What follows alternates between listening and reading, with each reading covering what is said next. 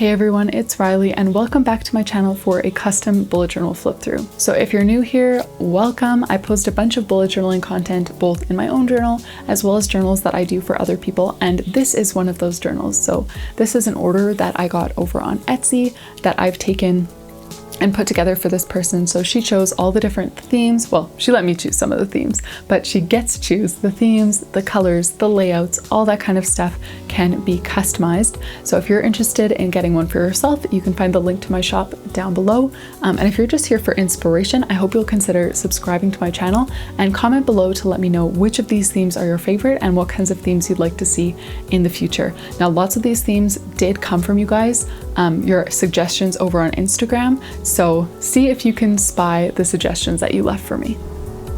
So here is the journal that we're flipping through today.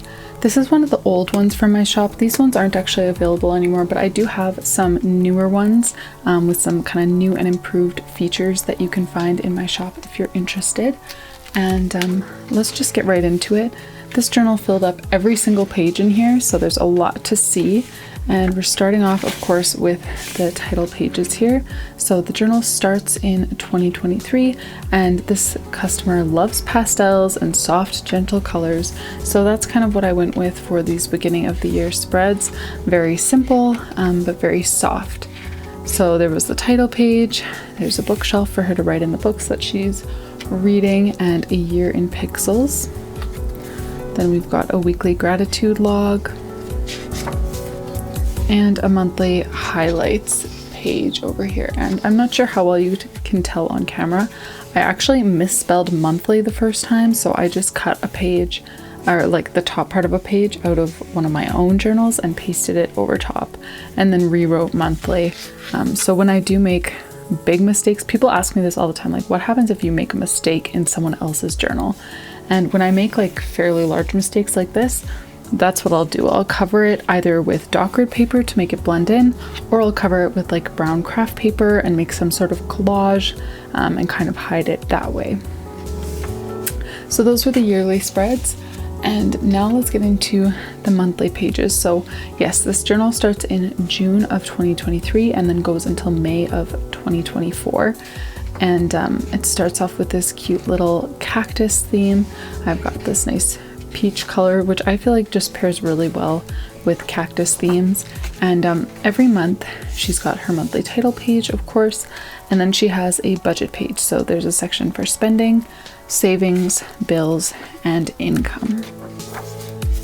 And then there's a 2-page monthly calendar with a box for notes on the side, and that's kind of the format that we stick with throughout the entire journal.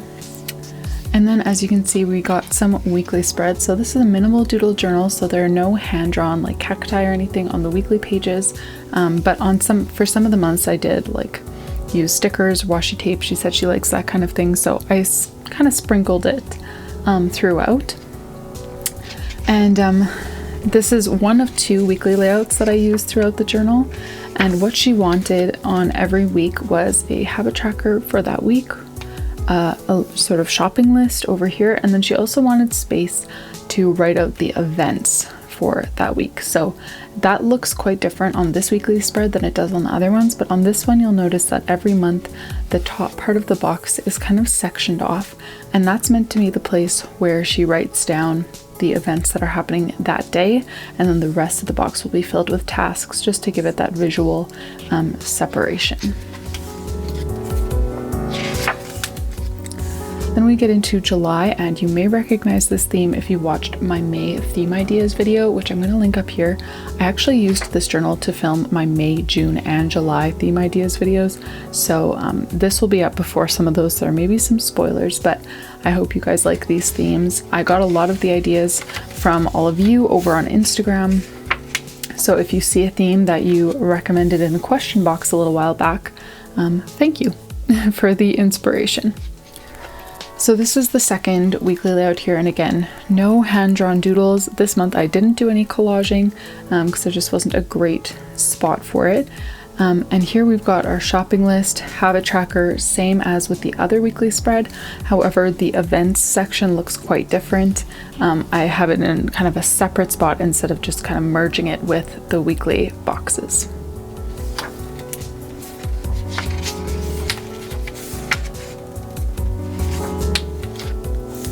Then we get to August, and this was another one of the May theme ideas that I presented, this little gecko theme that I really love.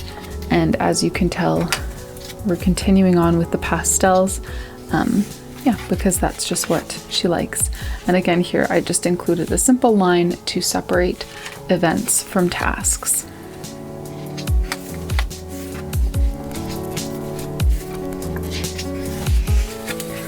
I think this one would have to be one of my favorite months in this journal. It's this kind of Greek Mediterranean inspired pattern, just these blue swirls with this really nice coral color.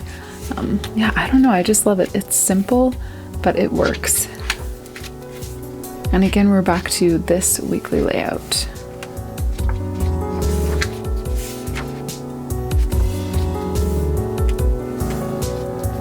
Then we've got October, and for October I did this really just delicate little train theme. So there's a lot of white space in this month, but I feel like that works. Yeah, this doodle was really fun and simple to do as well. And the stamps that I used for this month are my pegs stamps. They actually like click together so that you can connect your whole word like shopping and then just stamp on the entire word instead of going letter by letter. And those are going to be linked below, along with all the other shops that I get my stationery from. I get lots of this stuff from OBUJO, like my little stickers, and then the washi tape is pretty much all from the washi tape shop. Oh yes, and Journal Say actually is where I think I got these specific little, they're not really stickers, but they act as stickers, I guess. Then we've got November, and I have this little hedgehog theme with some purple flowers.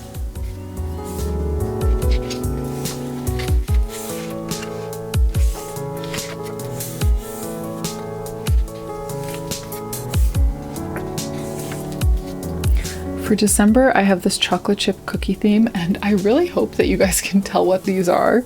It was really obvious to me when I drew it what they were, but then as I flipped through this journal with others, it wasn't quite so obvious apparently, but I hope you can tell. I just like sectioned off a little box in the middle and then drew these big chocolate chip cookies with bites taken out, little chocolate chips and dots to kind of fill in the space. That's the idea here, so hopefully that comes across well enough. And then we're back to the first weekly layout style. Then we've got January, and January is the theme that I have seen done so many times, but I've never actually done it myself till now. And I really love how it turned out. It's this little knitting theme, but I really leaned into the yarn, just kind of like funky swirls. And I think they're so fun. And I like the color too. Nice and soft. That's, I want to say Tombow N60, like it's kind of clumped in with their gray line, but it's definitely more of like a soft purple than a gray.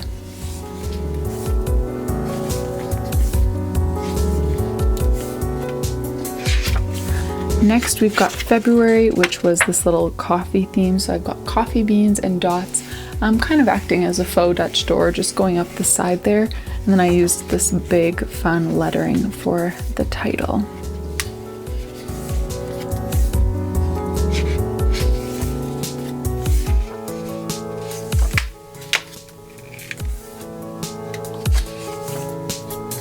Then we have March, and this theme is such a classic. This is my globe and paper airplane theme, and I've actually done this theme like so many times, but never like this. Like I've always made the globe quite a bit bigger, but I decided to just pinch it down a little bit and center it in the page, and I really like how it looks. It's kind of a different feel than the other versions that I've done. And these stamps here, these ones are different than the pegs ones. These are from Paperwrld, and they come with both lowercase and uppercase letters. So yeah, I really like both for different things.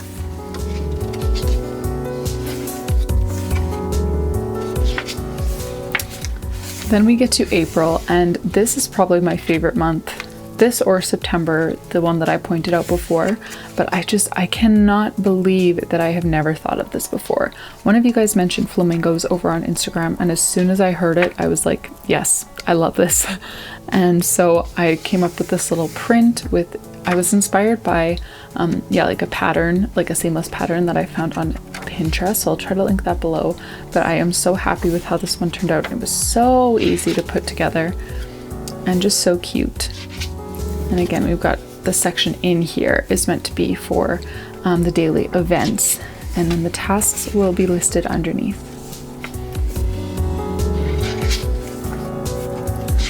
And then for the last month in this journal, we've got an Old Faithful. This is my like original jellyfish theme. I've tried switching it up over the past few months for myself back in August, and then for other custom journals, but I ended up just coming back to my original design, and I really love it. I've missed it, and I don't think I've actually ever done it with like kind of a brighter soft green like this, but I really like how it turned out. So that is the last month in this journal, and I literally used even like the back page that's not dot grid. I filled this entire thing full for her, so it's ready to use for a full 12 months.